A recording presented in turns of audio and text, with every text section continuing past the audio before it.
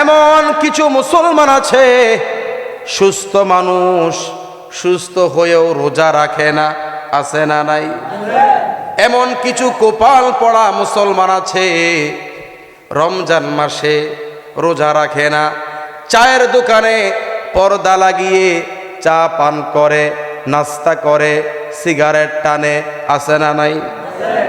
আল্লাহ তাআলা বলছেন ইন্নাহু হুয়াস সামিউল বাসীর, নিশ্চয়ই আল্লাহ সব কিছু শুনে এবং আল্লাহ সব কিছুই দেখে।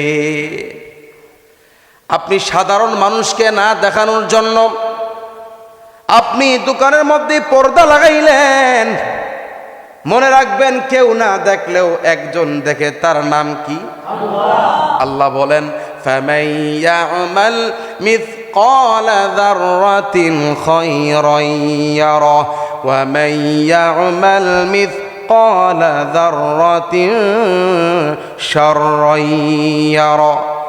রব্বুল আলামিন বলেন কেউ অনুপরিমাণ ভালো কাজ করলে সেটাও সে কঠিন কিয়ামতের মাঠে দেখতে পাবে, আর যদি কেউ অনুপরিমাণ খারাপ কাজ করে সেটাও সে কঠিন কিয়ামতের মাঠে দেখতে পাবে।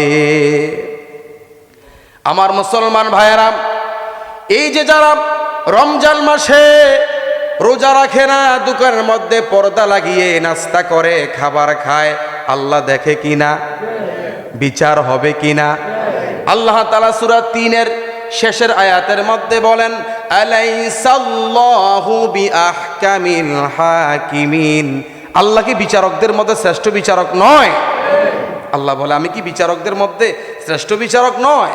অবশ্যই আল্লাহ তাআলা বিচারকদের মধ্যে শ্রেষ্ঠ বিচারক। কথা বলেন ঠিক কিনা? যারা বর্তমানে দোকানের মধ্যে পর্দা লাগিয়ে নাস্তা করেন, ও আমার যুবক ভাই, ও আমার বৃদ্ধ বাবা, আপনি যে দোকানের মধ্যে পর্দা টানিয়ে নাস্তা খাচ্ছেন, আল্লাহ দেখছেন, আল্লাহ কিন্তু বিচার করবে। আল্লাহর বিচার বড় কঠিন বিচার। দুনিয়ার আদালতে মাঝে মধ্যে ঘুষ খায়, রব্বে কারিম ঘুষ খায় না। কথা বলেন ঠিক কিনা? রোজা রাখতে হবে। মনে রাখবেন এই রমজান মাসের পরে আমাদের মাঝে আসবে ঈদুল ফিতর। কি আসবে? ঈদুল ফিতর, ঈদের দিন, যেটাকে আমরা রোজার ঈদ বলি। এই ঈদুল ফিতরের দিন আল্লাহ তাআলা পুরস্কার দান করবে কাদেরকে জানেন?